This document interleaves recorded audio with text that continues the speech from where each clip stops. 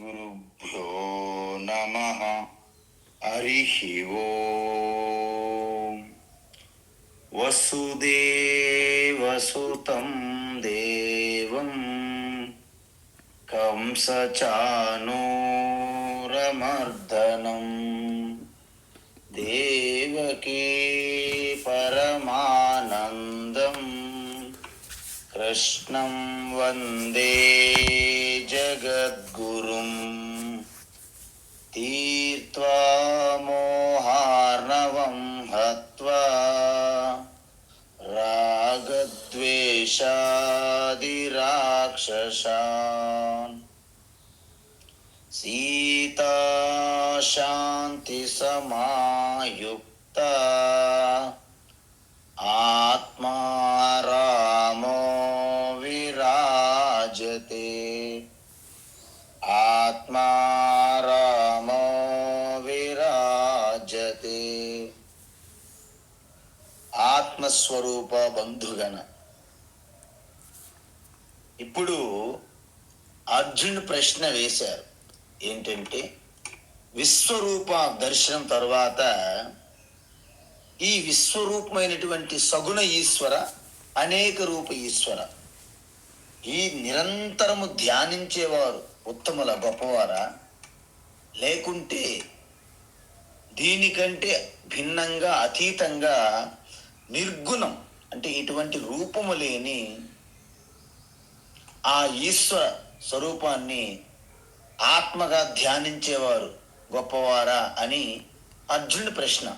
ఇది మీరు చెప్పండి అని. కృష్ణ పరమాత్మ ఇది తప్పు ప్రశ్న అని చెప్పలేదు. ఎందుకు? తప్పు చెప్తే అంతంత మాత్రమే ఉన్నటువంటి ఆ జిజ్ఞాస, శ్రద్ధాభక్తి ఎక్కడ పోతుందో అని. కొంతమంది మా దగ్గరికి వస్తారు, వాళ్ళ ప్రశ్నలు ఇలాగే ఉంటాయి, ఇంకా చిన్నగా ఉంటాయి. ఊరుకోమ్మా ఇవి కూడా తెలియదు అన్నారు అనుకోండి, ఇంకా వాళ్ళు భయపడిపోయి ఇంకేమీ అడగరు. కాబట్టి ఓ చాలా మంచి ప్రశ్న అమ్మ, చాలా బాగా అడిగారని మనం అంటాం. ఆ విధంగా భగవాన్ ఏమంటున్నారంటే, ఈ రెండు కూడా ఒకే గ్రూపుకి చెందినవి కాదు. ఎందుకు? సగుణ ఈశ్వర ధ్యానం అనేది ముందు చేయాలి, ఆ తర్వాత నిర్గుణ ఈశ్వర ధ్యానానికి వెళ్ళాలి. ఉపాసనలో రెండు రకాల భక్తి ఇది. అయితే మనకు సందేహం, రెండు ఒకేసారి చెయ్యొచ్చా? చెయ్యకూడదు, చెయ్యలేము. సరే, ముందు నువ్వు నిర్గుణ ఈశ్వర ధ్యానం చేసి తరువాత సగుణ ఈశ్వర ధ్యానానికి రావచ్చా? అది అసాధ్యం. ముందు నేను డిగ్రీ చదివి ఆ తర్వాత మళ్ళీ 10th క్లాస్ చదవచ్చా అన్నట్లుంటది. ముందు నేను భోజనం చేసి తర్వాత వంట చేసుకోవచ్చా? భోజనం చేసిన తర్వాత ఇంక వంట ఏం చేస్తా?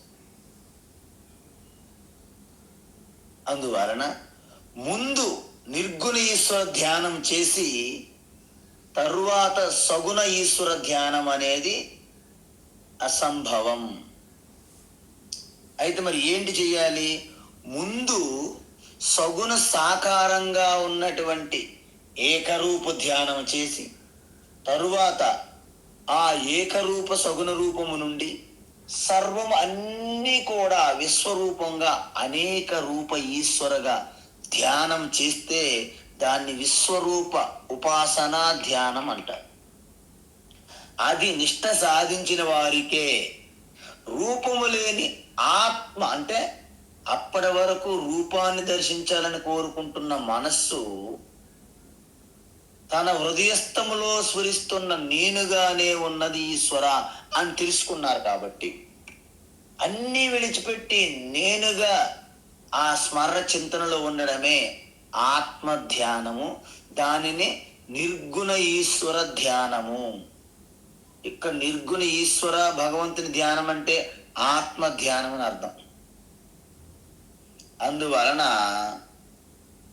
ఇప్పుడు ఈ రెండు ధ్యానాలు తీసుకుంటే సగుణ ధ్యానం నుంచి నిర్గుణ ధ్యానానికి రావాలి. ఎందుకు? సగుణ ధ్యానం మీకు మనస్సు అంతఃకరణ శుద్ధి, ఆ మనస్సు ఏకాగ్రతను ఇస్తుంది. అందువల్ల సగుణ ధ్యానం చేసి చిత్తశుద్ధి, చిత్త ఏకాగ్రతను పొంది నిర్గుణ ధ్యానానికి రావాలి. అందువలన ఈ రెండింటిలో ఏది గొప్ప అనే ప్రశ్న తప్ప కాదా మీరు చెప్పండి. ఇప్పుడు అర్జునుడికి అడగక్కర్లేదు, మీరు చెప్పాలి. తప్పే. కానీ కృష్ణ పరమాత్మ అర్జున నీ ప్రశ్నే తప్పు అని కించపరచలేదు. ఇది విషయం మనకి గమనించాలి. అప్పుడు కొంతమంది ఏదైనా ప్రశ్న అడిగే ముందు నా ప్రశ్న మీకు అర్థం అనిపించలేదేమో, ఏమో నా ప్రశ్న తప్పేమో అని ముందే అడిగేస్తుంటారు మనకు అడిగేవాళ్ళు. నా ప్రశ్న తప్పేమో కానీ కాస్త మీరు అర్థం చేసుకొని జవాబు చెప్పాలి అంటారు. అందువలన కృష్ణ పరమాత్మ ఏమంటున్నారంటే మయి ఆవేశ్య మనః అంటే కొంతమంది భక్తులు నన్ను ధ్యానం చేస్తారు. ఏంటి? సగుణ రూపము, సగుణ కృష్ణ.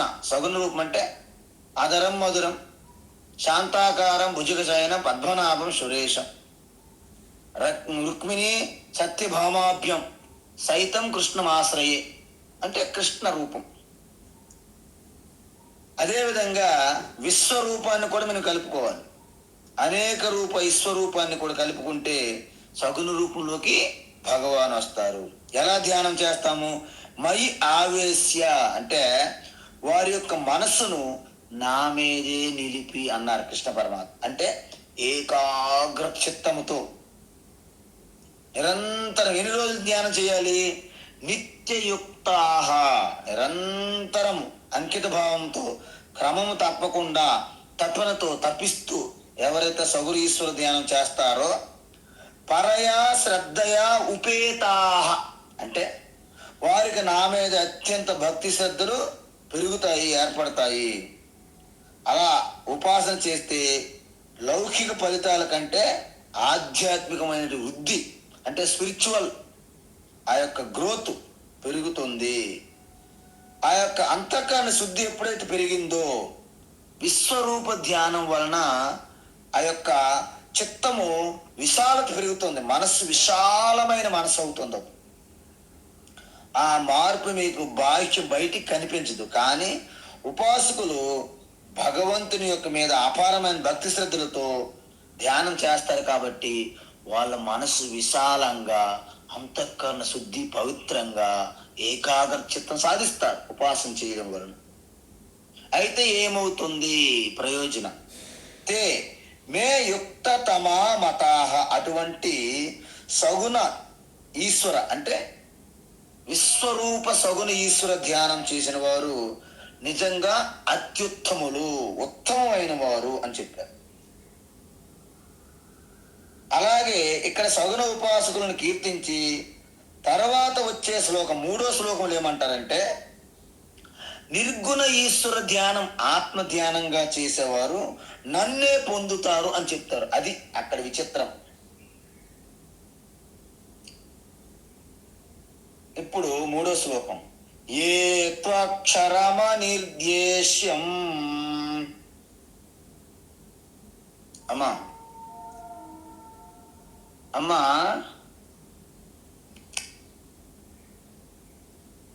అమ్మ రాధమ్మ గారు ఉన్నారా?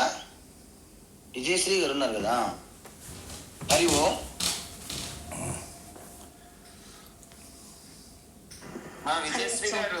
విజయశ్రీ గారు లేకపోతే ఇంకోళ్ళు ఎవరైనా చెప్పండి అమ్మా. చెప్పండి అమ్మా, చెప్పండి. ఏత్వక్షరమ నిర్దేశ్యం ఏత్వక్షరమనిర్దేశ్యం ఏత్వక్షరమనిర్దేశ్యం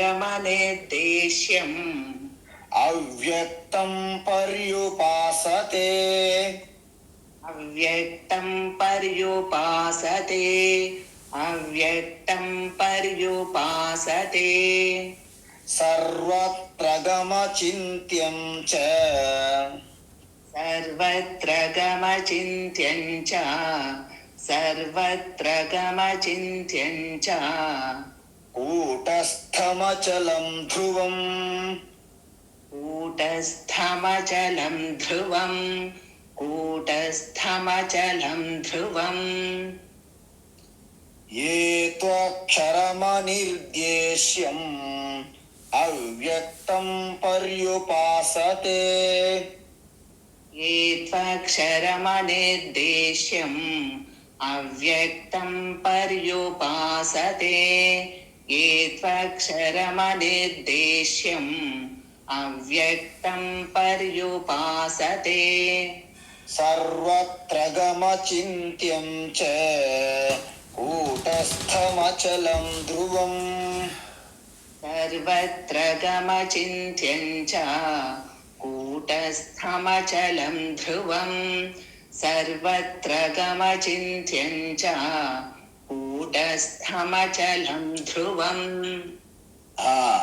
ఇప్పుడు ఏమంటున్నారంటే ఇంతకీ ఆ నిర్గుణ ఈశ్వర ఎవరు ఎలా ఉంటారు దాని గురించి చెప్తున్నారన్నమాట.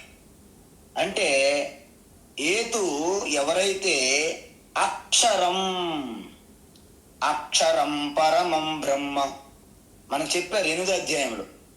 ఆ అక్షరం బ్రహ్మ అంటే ఎవరు? బ్రహ్మ అక్షరం పరమం స్వరూపం. అందుకే నాశనము లేనిది అవినాశి అయినటువంటి ఆ అవినాశి తత్వాన్ని అక్షరము అంటారు. అనిర్దేశ్యం, నిర్దేశం అంటే ఏంటి? మాటలతో చెప్పేది. అంటే మాటలతో చెప్పడానికి వీలు కానటువంటి ఆ తత్వాన్ని అనిర్దేశ్యము అంటారు. అంటే ఈ శ్లోకాల్లో నిర్గుణ ఈశ్వర ధ్యానం చేసేవారి గురించి చెప్తున్నారన్నమాట. అంటే ఎలాగా? ఈ విధంగా మనం ముందే చెప్పాం. ఏంటి? 5 రకాల భక్తి ఉంటుంది. 5 రకాలు అంటే కర్మ లక్షణంతో కూడిన 2 రకాల భక్తి కర్మయోగంలో. సకామ కర్మయోగము, నిష్కామ కర్మయోగం భక్తి. తర్వాత ఏకరూప ఈశ్వర ధ్యాన భక్తి, అనేక రూప ఈశ్వర ధ్యాన భక్తి. ఇప్పుడేంటి మనం చెప్తున్నాము? 5వ రకం అంటే జ్ఞానయోగ ఈశ్వర భక్తి. ఇది కూడా భక్తే. ఈ భక్తి ఏంటి? నిర్గుణ ఈశ్వర గురించి మనం చేసే ఈశ్వర ధ్యానము. సాధారణంగా నిర్గుణ ఈశ్వర ధ్యానం అంటేనే చాలా మందికి అర్థం కాదు. నిర్గుణ ధ్యానం ఏం చేస్తామండి అనుకుంటారు. అంటే సర్వము కూడా ఏదైతే ఇప్పుడు మనము మారుతున్నది, వికారాలు చెందుతున్నది, ఇది కాదు ఇది కాదు అని ఉపనిషత్తులు చెప్పే నేతి నేతి అని. నేతి నేతి అంటే మన నెయ్యి కాదు, నా ఇతి నేతి నేతి అన్నారు. సో ఇక్కడ నిర్గుణ ఈశ్వర భక్తి ధ్యానం అంటే నిధిధ్యాసనం అని అర్థం. నిధిధ్యాసనం అంటే ఏంటి? మనం 2వ అధ్యాయం చూసాం. ఆ యొక్క ఈశ్వర స్వరూపము, నా స్వరూపము తెలుసుకొని, సందేహాలు సంశయాలు నివృత్తి చేసుకొని, ఆ స్వరూపతత్వమే నా ఆత్మగా నేనుగా స్ఫురణ మీద చింతనతో ధ్యానించడమే ఆత్మ ధ్యానము. అదే నిధిధ్యాసనం అంటారు. ఏతు అక్షరం పర్యుపాసతే, కొంతమంది అక్షరం బ్రహ్మ మీద ధ్యానం చేస్తారు. అక్షరం బ్రహ్మ పరమం అని చెప్పాం కదా. సో 8వ అధ్యాయం చెప్పినట్టే అక్షర బ్రహ్మ అంటే నిర్గుణ ఈశ్వర లేదా నిర్గుణ బ్రహ్మ, నిర్గుణ కృష్ణ అని అర్థం చేసుకోండి. జ్ఞానయోగము అంటే అక్షర ఉపాసన. అంటే నిర్గుణ ఈశ్వర ధ్యానం చేసే శ్లోకాలు 3 నుండి 5 వరకు మనం చూడాలి. ఈ శ్లోకాల్లో నిర్గుణ బ్రహ్మని అంటే నిర్గుణ కృష్ణ వాటి యొక్క లక్షణాలు ఏమిటి మనం ధ్యానం చేయాలంటే అవి చెప్తున్నారు ఇక్కడ. ఏంటి? ఫస్ట్ మనం ఆర్డర్లో తీసుకుంటే అవ్యక్తం అని తీసుకోవాలి. కానీ అవ్యక్తం మనకి ఎక్కడ వచ్చింది? 3వది అక్షరము అనిర్దేశం, తర్వాత అవ్యక్తం వచ్చింది. కానీ మనం ముందు వరుసలో చెప్పుకుంటూ పోతే అవ్యక్తం అన్నాం అనుకోండి. ఆ అక్షర బ్రహ్మని అవ్యక్తం లక్షణం. ఇంతకీ అవ్యక్తం అంటే ఏంటి? మన ఇంద్రియములకి అందనది, గోచరం కానిది. మీ చూపుతో చూడలేరు, మీ చెవులతో వినలేరు, మీ ముక్కుతో వాసన ఉండదు, మీ నాలుకకి రుచి అందదు, మీ యొక్క చర్మము స్పర్శ ద్వారా ఆ ఈశ్వరు మీకు అందుబాటులో ఉండరు. దానిని అవ్యక్త ఈశ్వర అంటారు. అందువలన ఈ ప్రపంచమంతా మనకి ఎలా తెలుసు చెప్పండి? ఈ 5 ఇంద్రియముల ద్వారే. అందుకే ప్రకర్షేణ పంచహ. పంచ అంటే ఏంటి? శబ్ద, స్పర్శ, రూప, రస, గంధ. ఈ 5 యొక్క ప్రకర్షేణ, ప్రత్యేకమైనటువంటి ఈ 5 యొక్క కలయికనే ఈ ప్రపంచము. మీరు ఒక్కసారి గమనించండి. ఈ 5 ఇంద్రియములు పని చేయకుంటే ప్రపంచం లేదు. మీరు స్వప్నంలోకి వెళ్ళేసరికి మనస్సు వేరే స్వప్న ప్రపంచం క్రియేట్ చేస్తుంది తప్ప ఈ ప్రపంచం లేదు అక్కడ. ఎందుకు? ఈ ఇంద్రియములు అక్కడ పని చేయట్లేదు. మీరు గాఢ నిద్రలోకి వెళ్ళేటప్పుడు, గాఢ నిద్రలో మనం ఉంటే అక్కడ ఈ ప్రపంచము లేదు, స్వప్న ప్రపంచము లేదు. ఎందుకు? ఈ ఇంద్రియములన్నీ బంద్ అయినప్పుడు ప్రపంచం మరి ఉండదు. ప్రపంచం అంటే కేవలం శబ్ద, స్పర్శ, రూప, రస, గంధాల యొక్క అనుభవాల కలయికే ప్రపంచము అని అర్థం. అందువలన నిర్గుణ బ్రహ్మ, నిర్గుణ ఈశ్వరికి ఈ 5 ఉండవు. ఎందుకు అంటే ఇంద్రియములకు అందదు. ఇంద్రియ అగోచరత్వాత్ అంటారు. కృష్ణ పరమాత్మే తన సగుణ రూపము అపరా ప్రకృతని, అది మాయా మానుష వేషం అని మనము చూసాం. మాయా మానుష వేషం అవజానంతి మా మూఢాహ అంటే మూఢులు కేవలం సగుణం మా దగ్గరే ఆగిపోతారు, నా యొక్క నిర్గుణాన్ని తెలుసుకోలేరు అని చెప్పారు భగవాన్ 7వ అధ్యాయంలో 9వ అధ్యాయంలో. కొంతమంది ఈ మాయా మానుష వేషానికి అతీతంగా అంటే దాన్ని ఉత్తీర్ణులై నిష్ట సాధించి నిర్గుణ అవ్యక్త బ్రహ్మను ఆత్మగా ఉపాసన చేస్తారు, ధ్యానిస్తారని చెప్పారు. 2, మరి ఇప్పుడు ఇంద్రియములకు అందదు కాబట్టి ఇంద్రియములకు అందంది చాలా వరకు మనసుతో మనం తెలుసుకుంటాం కదా. ఇప్పుడు నాకు కైలాస యాత్ర వెళ్ళాలనుకుంటాను, అక్కడ ఎలా ఉంటుంది వాతావరణం, అవన్నీ మనం కళ్ళతో ఇప్పుడు చూడట్లేదు, కానీ మనస్సు ద్వారా మనము అనుమానం ఊహించవచ్చు. కాబట్టి మనస్సు ద్వారా ఏమైనా నిర్గుణ ఈశ్వరుణ్ణి తెలుసుకోగలమా అని ప్రశ్న ఉదయిస్తుంది. ఇక్కడ ఏమంటున్నారు? దాన్ని కూడా కొట్టి పడేశారు కృష్ణ పరమాత్మ. ఏంటి? అచింత్యం. చూసారా? అచింత్యం అని 2వ లైన్లో ఉంది, 3వ శ్లోకంలో. అచింత్యం అంటే అది మనస్సుకి అగోచరము. ఎంతవరకు ఏం చెప్పాము? మనము ఇంద్రియ అగోచరం అని చెప్పాం. ఇప్పుడు మనస్సు కూడా అందదు. మరి రాగద్వేషాలు, కామక్రోధాలు మనసు తెలుస్తాయి కదా. అందువలన మరి నిర్గుణ బ్రహ్మ అచింత్యం అని ఇంకో పిడుగు లాంటి వార్త కదా ఇది. ఎందుకంటే మన ఇంద్రియములకు అందనవన్నీ మన మనసు ద్వారా తెలుసుకుంటాం. మరి మనస్సుకి అందకపోతే ఇంతకీ ఆ బ్రహ్మ, ఆ నిర్గుణ ఈశ్వరు ఉందా లేదా? మీ అందరికి డౌట్ అదే చెప్పండి.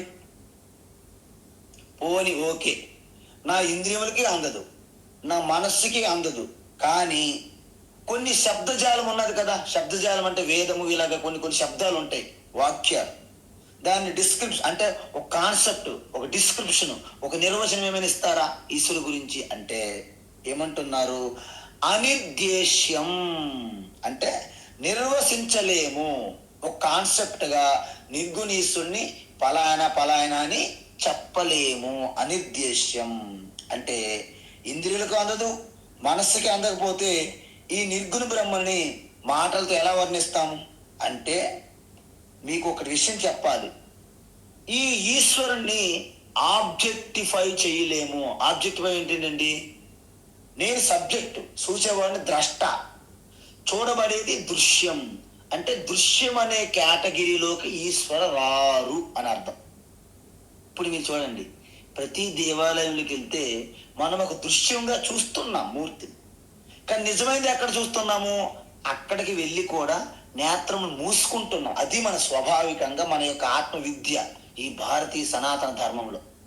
అందువలన భగవంతుడు ఈశ్వర అనేవారు ఎప్పటికీ మీకు దృశ్య వస్తువు కాదు.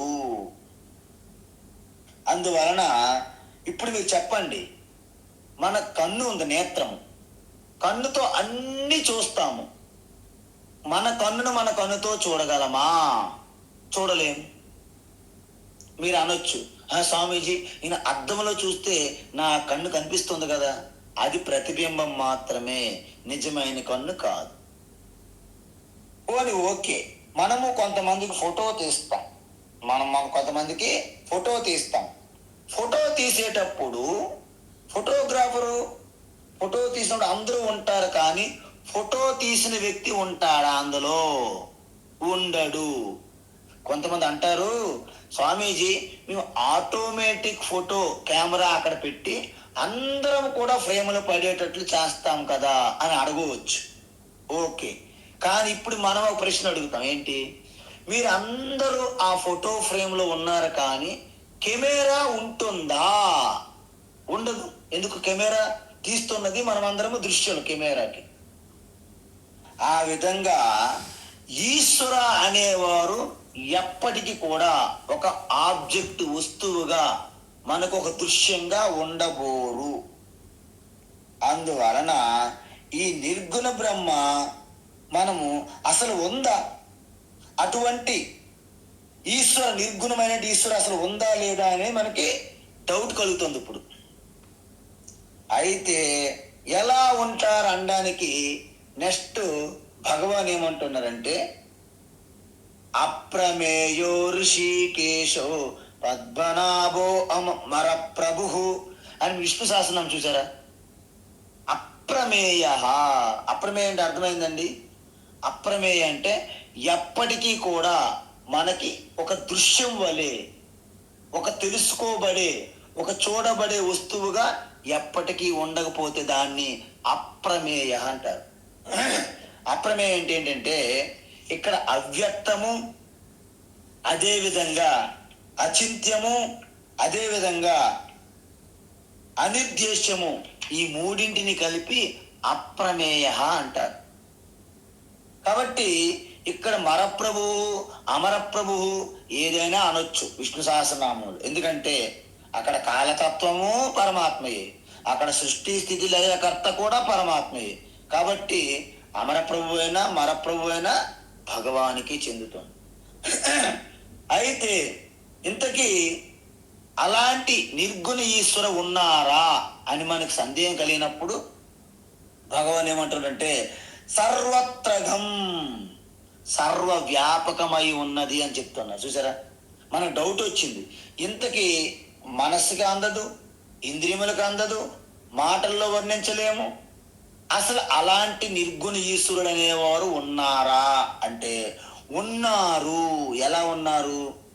సర్వవ్యాపకం అంటే సర్వత్రగం. దాని అర్థం ఏంటి? దాన్ని స్థూలంగా తెలుసుకోలేమంటే అటువంటి ఈశ్వర అసలు ఉందా అనే అనుమానం వస్తుంది. అందువల్లనే భగవాన్ ఏమన్నారు? సర్వత్రగం, సర్వవ్యాపి అని చెప్పారు. దీన్ని బట్టి మీకు ఏమవుతుంది? అసలు ఎవరో భగవంతుడు ఎక్కడా లేడు అనే రాస్తే, మనం ఇంతకుముందు చెప్పాను మీకు, గాడ్ ఈజ్ నో వేర్ అంటే గాడ్ నో వేర్. వాళ్ళ అబ్బాయే, ఎవరో కాదంట, వాళ్ళ పిల్లడు ఎన్ఓ తర్వాత డబ్ల్యూ ఉంటుంది కదా, నోవేర్కి డబ్ల్యూ తర్వాత చిన్న కామ పెట్టి తను చదవడానికి వీలుగా God NOW now HERE here అన్నాడంట. అసలు గాడ్, దేవుడు అనేవాడు ఎక్కడా లేడని కమ్యూనిస్ట్ రాసుకుంటే వాళ్ళ అబ్బాయి గాడ్ నౌ హియర్, దేవుడు ఎక్కడే ఉన్నాడు అన్నాడంట పిల్లడు. అలాగ అన్నట్లు మనకేంటి? దేవుడు ఎక్కడ లేడు అని. ఎందుకు? సర్వవ్యాపమైనటువంటి పరమాత్మ నువ్వే. మనం అంతా వెతుకుతున్నాం, ఎక్కడ ఎక్కడ ఈ సర్వంగా వ్యాపించి ఉన్నటువంటి దేవుడు ఎక్కడ ఎక్కడ వెతుకుతున్నాం కదా. ఆ ఉపనిషత్తు ఋషి ఏమంటాం కదంటే, తత్వమసి, నువ్వే అది అయి ఉన్నావు అంటున్నారు. తత్వమసి అంటే ఇంక నువ్వు బయటికి వెతకాలని పని లేదు. ఇంకేంటి? అచలం అంటే, అచలం అంటే చలనం లేనిది అంటే కదలనిది. ఎలా కదులుతుందండి? ఇప్పుడు నేను హైదరాబాద్లో ఉన్నా, నేను ఢిల్లీలో లేను కాబట్టి ఢిల్లీ వెళ్తాను. మరి ఢిల్లీ, హైదరాబాద్ మొత్తం వ్యాపించి ఉన్నటువంటి ఆకాశంగా ఉంటే ఆకాశం ఎక్కడికి ప్రయాణిస్తుంది చెప్పండి? ప్రయాణించిన వీల్లేదు. ఎక్కడికి వెళ్ళినా అక్కడ ఆకాశం ఉండినే ఉంటుంది ముందే. కాబట్టి అచలం అంటే ప్రయాణం, కదలిక లేనిది, ఇమ్మూవబుల్ అంటారు. అందువలన మనకి సగుణ రూప కృష్ణ అనుకోండి, మధుర నుండి ద్వారక, ద్వారక నుండి హస్తినాపురము, హస్తినాపురం నుండి పూరి, పూరి నుండి రామేశ్వరం తిరుగుతుంటాడు. ఇక్కడ ఒక పరిచ్ఛిన్నమైనటువంటి రూపం ఉంటే మరి సర్వంగా వ్యాపించి ఉన్నటువంటి కృష్ణ ఎక్కడికి వెళ్తారు చెప్పండి? కాబట్టి అలాంటి ఈశ్వరుని మనం ఏమంటాము? అనంతం.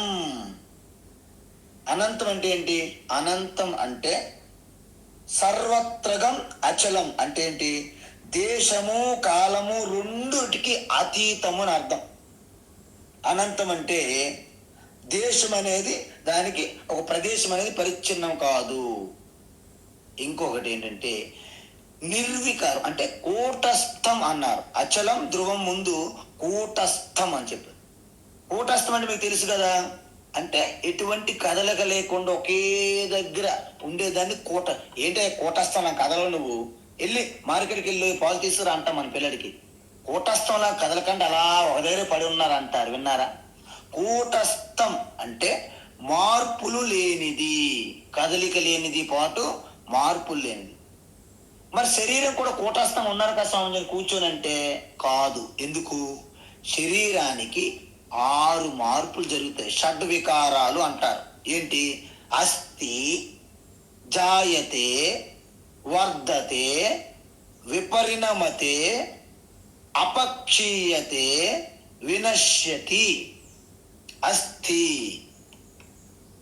శరీరం ఉంది, జాయతే పుట్టినది, వర్ధతే పెరుగుతుంది, విపరిణమతే అనేక మార్పులు జరుగుతున్నాయి, క్షీణదశ వస్తుంది అన్నమాట. ఇక్కడ అపక్షీయతే క్షీణిస్తుంది, వినశ్యతి నాశనం అవుతుంది.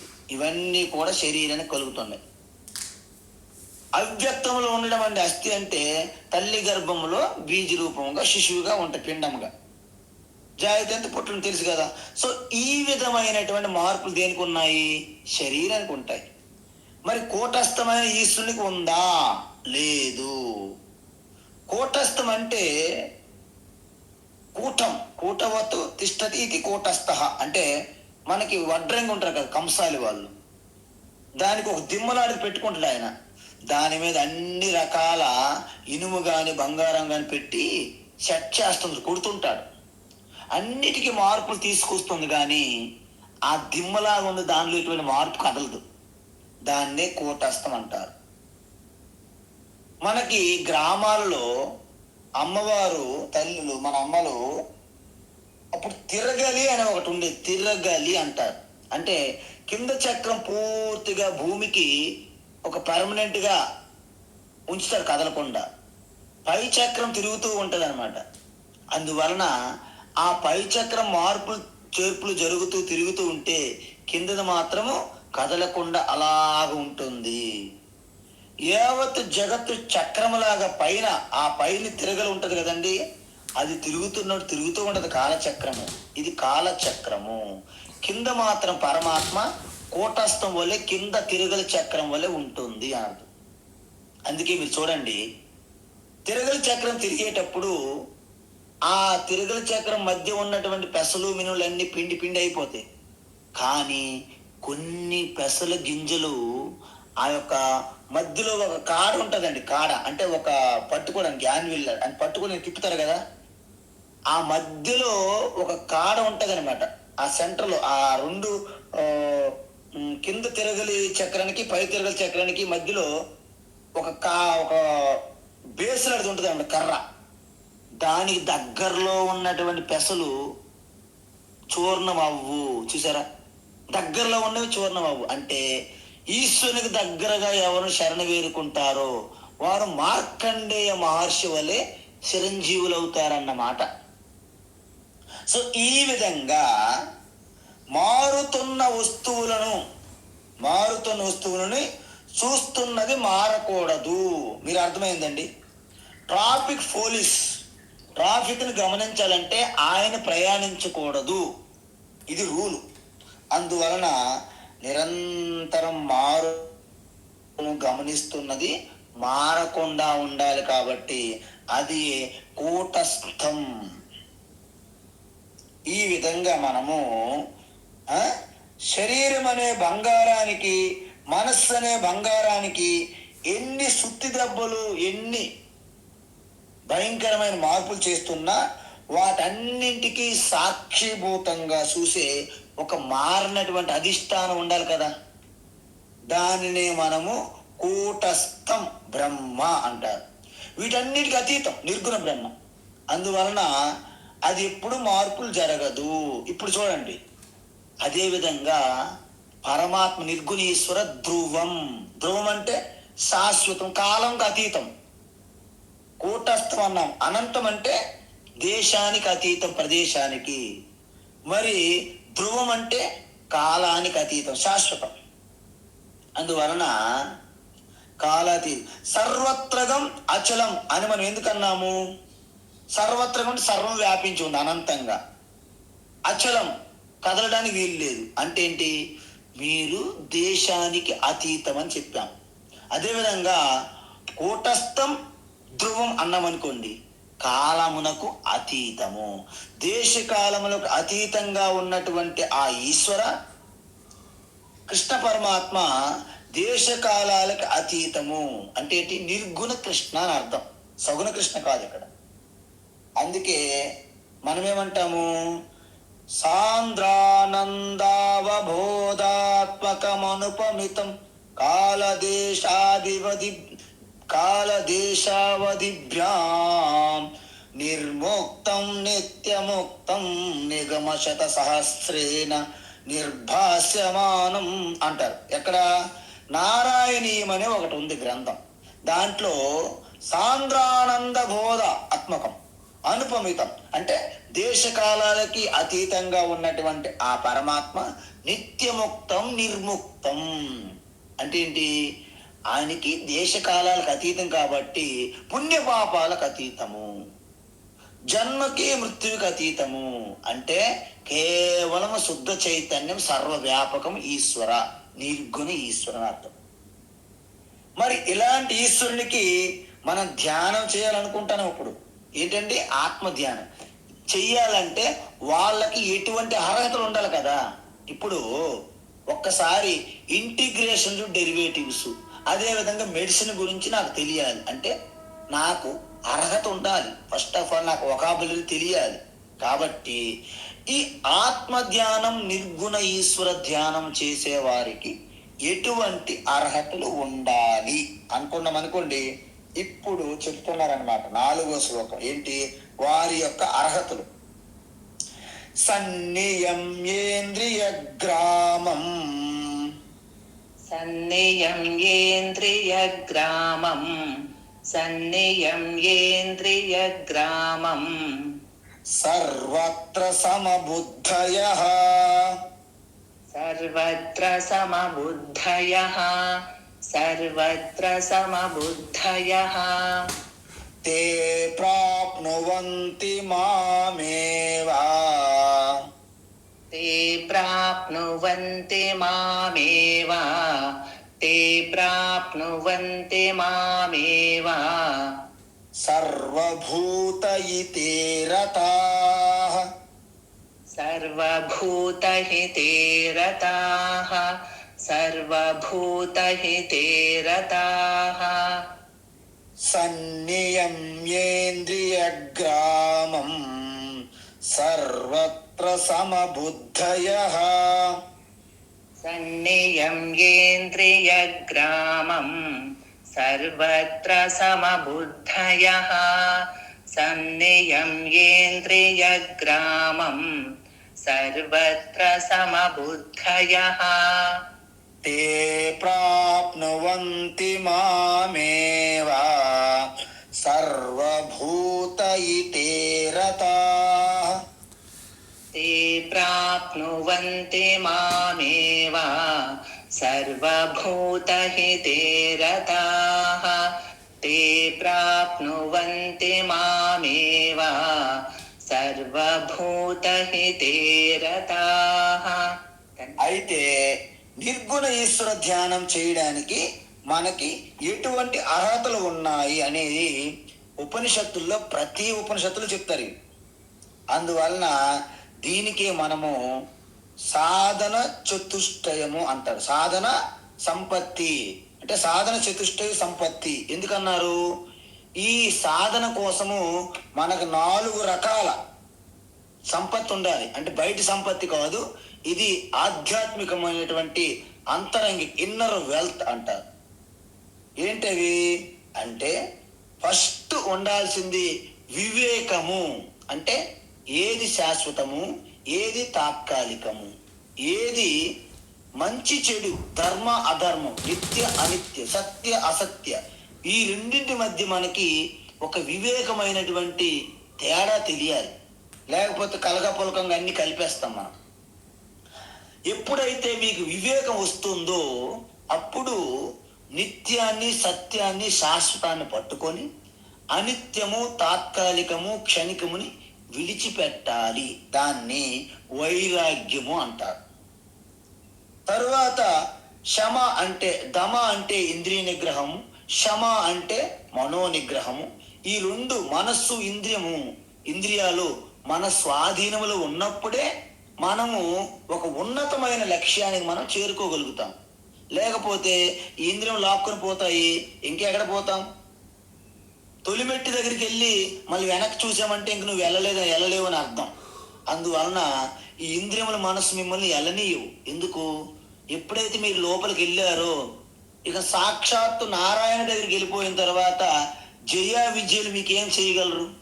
కాబట్టి జయ విజయులు మీకు లోనకి వెళ్ళనివ్వరు. అందుకే వీళ్ళు నారాయణ దగ్గరికి వెళ్ళిపోతే ఇంక మన మాట వినరు. కాబట్టి you should not go to Narayan అని జయ విజయులు మన ద్వారం దగ్గర ఆపుతారు. ఆ జయ విజయులు ఎవరో కాదు, మీ ఇంద్రియాలు, మీ మనస్సే జయ విజయ. ఈ రెండిని దాటి వెళ్తే ఇక జయ విజయులు కూడా మీకు ఏమీ చెయ్యలేరు. ఎందుకు అడ్డుకుంటారంటే నీవు గనక వాళ్ళని దాటెళ్ళి నీ స్వరూపాన్ని ఒక్కసారి దర్శించావా, ఇంద్రియములు, మనస్సు నీ కాళ్ళ కింద పడి గిలగిలా కొట్టుకుంటాయి. ఎందుకు?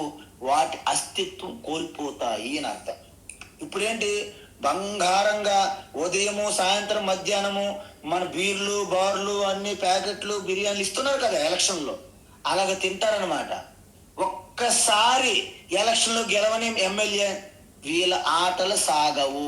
అందువలన అంతవరకు ఈ పుష్టి చెందుతున్న ఎవరు? మనస్సు, ఇంద్రియాలు. కాబట్టి నీవు లోపలికి వెళ్ళకు, నువ్వు ఎక్కడే ఉండు, మేము చెప్పినట్టు విను అని అంటుంటాయి అనమాట ఇంద్రియాలు, మనస్సు. కాబట్టి ముఖ్యంగా మనం చేయాల్సింది ఏంటంటే ఇంద్రియ గ్రామం సంనియమ్య. ఇక్కడ ఇంద్రియ గ్రామం అంటే సముదాయం. అందుకే మన ఇల్లులన్నీ సముదాయంగా ఉంటాయి కాబట్టి గ్రామము అని పేరు పెట్టారు. అందువలన ఇక్కడ ఆ గ్రామం కాదు, ఇంద్రియ గ్రామం అంటే ఇంద్రియ సముదాయం అన్ని కూడా నియమ్య, అత్యంత నియంత్రణతో స్వాధీనం చేసుకోవాలి. ఎలాగా? సంనియమ్య, సంపూర్ణంగా స్వాధీనం చేయాలి ఇంద్రియాలను. పర్లేదు, బీపీ, షుగర్ అంటారు, ఆ టాబ్లెట్స్ ఉన్నాయి కదా అని స్వీట్ని కంట్రోల్ చేసుకోలేరు మన వాళ్ళు. ఆ షుగర్ తినడం ఎందుకు, మిఠాయిలు తినడం ఎందుకు, ఇంజక్షన్లు, టాబ్లెట్లు వేసుకోవడం అవసరమా? కాబట్టి దానికి ఎప్పుడు కూడా బానిసగా ఉండకూడదు ఇంద్రియాలకి. ఆ లంపట, ఆ లాలస ఉండకూడదు మనకి. అందువలన బహిర్ముఖంగా పరుగులు తీస్తున్న ఇంద్రియాలను అదుపులో పెట్టాలి. మీరు అదుపులో పెట్టకపోతే నిర్గుణ బ్రహ్మ ఇంద్రియ అగోచరంగా అన్నారు కాబట్టి ఇంద్రియాలకు అది అందదు. సో ఇంద్రియాలకు ఎప్పుడు అయితే అందదని చెప్పారో ఇంద్రియాలతో ఇంకేం పని మీకు? ఇంద్రియములకి అయితే ఎలాగా అందదు. సో మీరు చూస్తున్న దృష్టి అంతా ఈశ్వర కాదు, నేత్రములతో చూసేది. మీరు వింటున్నది ఆ ఈశ్వర కాదు. మీరు వాసన చూసేది ఈశ్వర కాదు. నాకు మంచి సుగంధ ద్రవ్యములతో వాసనలు వచ్చాయి, ధ్యానములో మంచి రూపాలు కనిపించాయి, మంచి శబ్దములు కనిపించాయి. అవేవి కూడా ఈశ్వర కాదు, నిర్గుణ ఈశ్వర కాదు. మరి అటువంటి నిర్గుణ ఈశ్వర ఎలా ఉంటుంది? ఈ సృష్టిలో, ఈ జగత్తులో స్థూలంగా ఉండే అవకాశమే లేదు. ఎందుకు? అనుభవించలేనిది ఏదైనా ఉంటే అది అన్నింటికి అనుభవించే నేనే. చెప్పండి. ఇప్పుడు మనం ఒక ఎక్స్పీరియన్స్గా అనుభవించలేనిది ఏదైనా ఉందనుకోండి, సపోజ్, వాటన్నింటిని అనుభవించేది ఎవరు? నేనే. నేను అనుభవించలేదు. నేత్రం అనేది రూపం చూస్తుంది, ఓకేనా? కానీ ఆ నేత్రము నన్ను చూడలేదు. మీకు ముందే చెప్పాను, కెమెరా అందరికీ ఫోటో తీస్తుంది, కానీ కెమెరాని ఫోటో తీసుకోలేదు. నేత్రం అందరినీ చూస్తుంది, కానీ తన నేత్రం తను చూసుకోలేదు. అదేవిధంగా సకల అనుభవాలన్నీ కూడా నాలోనే జరుగుతున్నాయి. ఈ అనుభవాల్లో నేను అనుభవంగా ఉండను. నేను అన్నింటినీ అనుభవించేదే నేను. కాబట్టి హరి ఓం. కాబట్టి ఇక్కడ ఏమంటున్నారంటే అనుభవించే నేనే, అది ఎప్పటికీ అనుభవించబడే వస్తువుగా కాను అని అర్థం. మరొకసారి, అనుభవించే నేనే, అది ఎప్పటికీ ఉంటాను. అనుభవించబడే వస్తువుగా ఎప్పటికీ ఉండను అని అర్థం. అంటే ever the experiencer, never the experienced. Swami Chinmayananda అంటారు, ever the experiencer, never the experienced అంటారు. అంటే you are always the experiencer, never experienced. అంటే you are the ever subject, never object.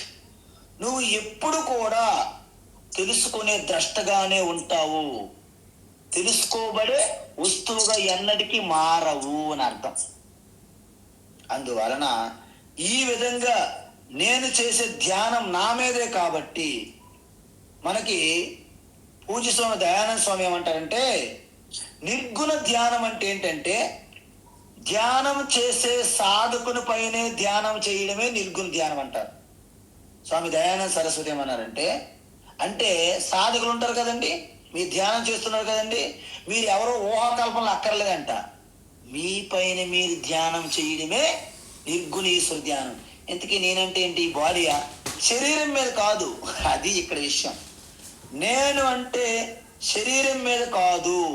శరీరము నాకు తెలుస్తుంది, శరీరం నాకు తెలుస్తుంది కాబట్టి శరీరం మీద ధ్యానం కాదు. పోనీ మనస్సు మీద ధ్యానమా? మనస్సు నాకు తెలుస్తుంది కాబట్టి మనస్సు పైన ధ్యానం కాదు. బుద్ధి నాకు తెలుస్తుంది, బుద్ధి పైన ధ్యానం కాదు. అంటే ఇలా మెల్లమెల్లగా శరీరం దాటి, ఇంద్రియములు దాటి, మనసు బుద్ధి దాటి ఏదైతే ఇంకా నీకు ఒక ఆబ్జెక్ట్గా, ఒక దృశ్యంగా తెలియబడదో, ఎక్కడైతే ఆగిపోతుందో అక్కడ నిలిచిపోవడమే ఆత్మధ్యానం. అన్ని నెగెట్ చేశాం, కానీ నన్ను నేను నెగెట్ చేయలేను.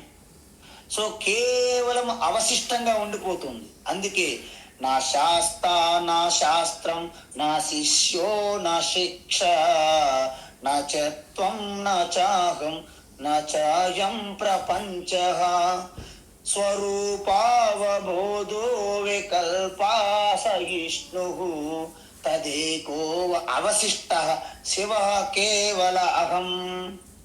నా మృత్యో న శంకా న మే జాతి భేద, పితా నైవ మే నైవ మాతా న జన్మ, నా బంధు న మిత్రం న గురు నైవ శిష్య, చిదానంద రూప శివోహం.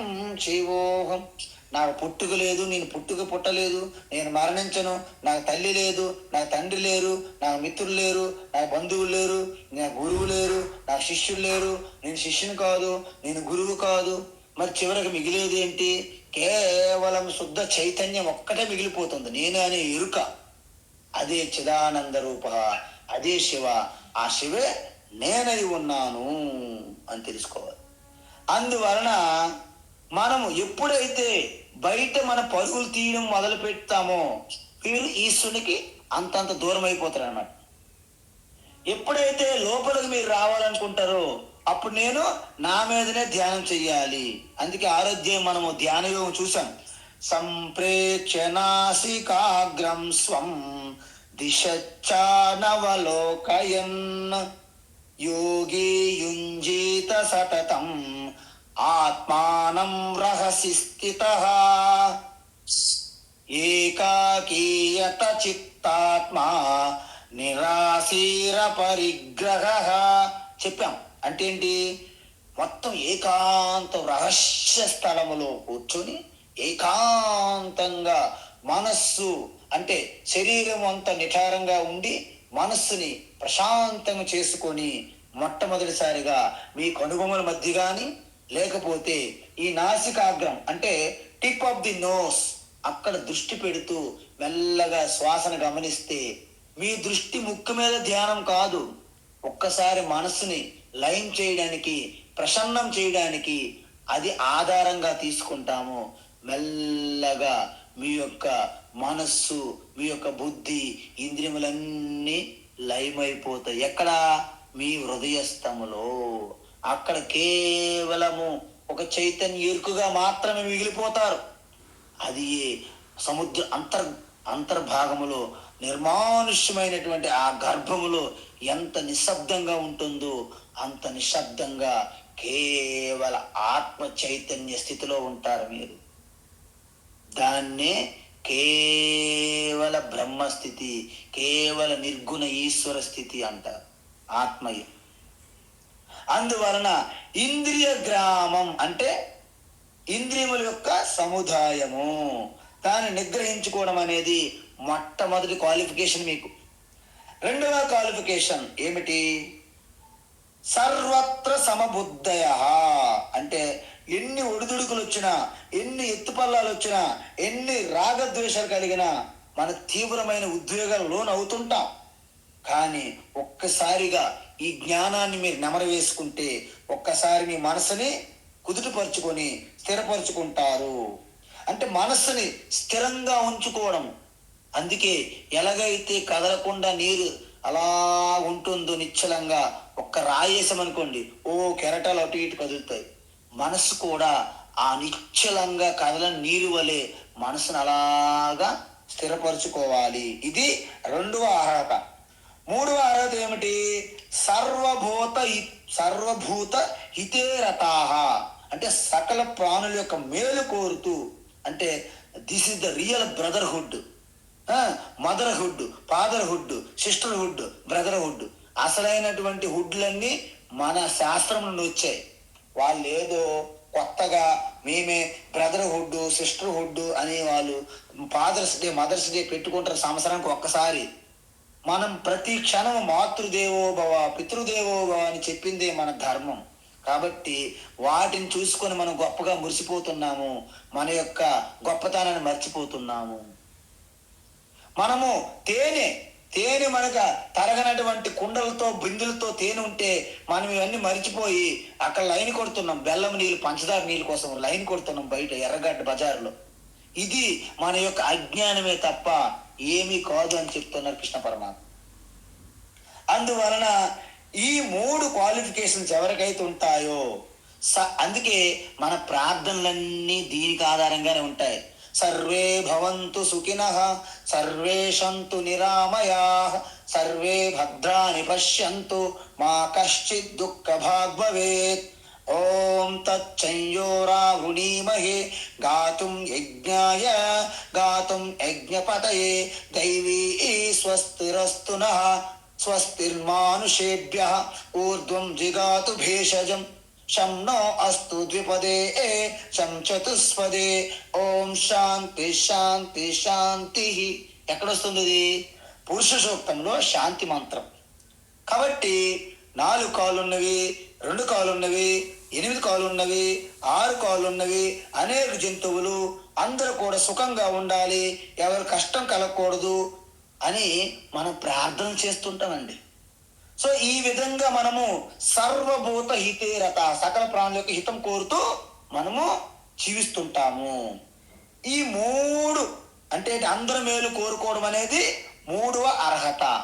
మరి 3 అర్హతలు ఉంటే ఏం జరుగుతుంది అంటే తే మామేవ ప్రాప్నువంతి. చూసారా, వాళ్ళు నన్నే పొందుతారు అన్నారు ఇక్కడ. మరి సగుణ ఈశ్వర ధ్యానం చేసిన సంగతి ఏమడిగాడు అర్జున్? అడిగితే ఏమన్నారు? వాళ్ళు గొప్పవాళ్ళు అన్నారు అక్కడ ఆన్సర్. ఉత్తమ యోగ విత్తమ, వాళ్ళు చాలా గొప్పవాళ్ళు అర్జున.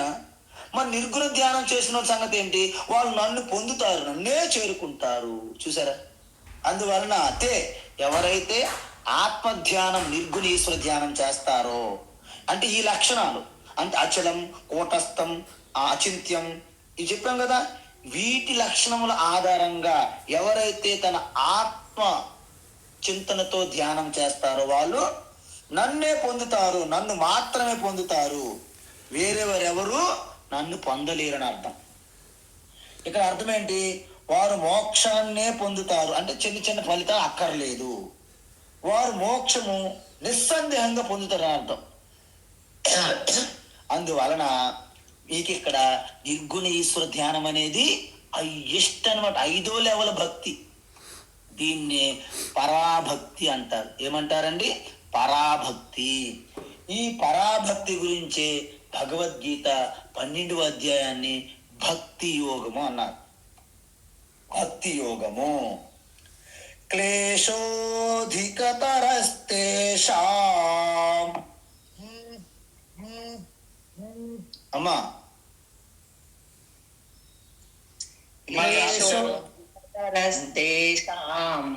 క్లేశోధికతరస్తేషాం అవ్యక్తాసక్తచేతసాం. అవ్యక్తాసక్తచేతసాం అవ్యక్తాసక్తచేతసాం అవ్యక్తా హి గతిర్దుఃఖం. అవ్యక్తా హి గతిర్దుఃఖం అవ్యక్తా హి గతిర్దుఃఖం దేహవద్భిరవాప్యతే. దేహవద్భిరవాప్యతే దేహవద్భిరవాప్యతే క్లేశోధికతరస్తేషాం అవ్యక్తాసక్తచేతసాం. క్లేశోధికతరస్తేషాం అవ్యక్తాసక్తచేతసాం క్లేశోధికతరస్తేషాం అవ్యక్తాసక్తచేతసాం అవ్యక్తా హి గతిర్దుఃఖం దేహవద్భిరవాప్యతే. అవ్యక్తా హి గతిర్దుఃఖం దేహవద్భిరవాప్యతే అవ్యక్తా హి గతిర్దుఃఖం దేహవద్భిరవాప్యతే. ఇప్పుడు అర్జును యొక్క ప్రశ్నకు సమాధానం అయితే భగవాన్ చెప్పారు. ఎలా? నీ సగుణ ఈశ్వర ధ్యానం చేసిన వాళ్ళు గొప్పవాళ్ళు, నిర్గుణ ఈశ్వర ధ్యానం చేసిన వారు నన్నే పొందుతారని చెప్పేశారు. అయితే నిర్గుణ ఈశ్వర ధ్యానం అంత సులభము కాదు. ఇది రెడ్ కార్పెట్ కాదు వాస్తవానికి. అయితే ఇది ఎంత కష్టం అనేది రేపు చెప్తారు.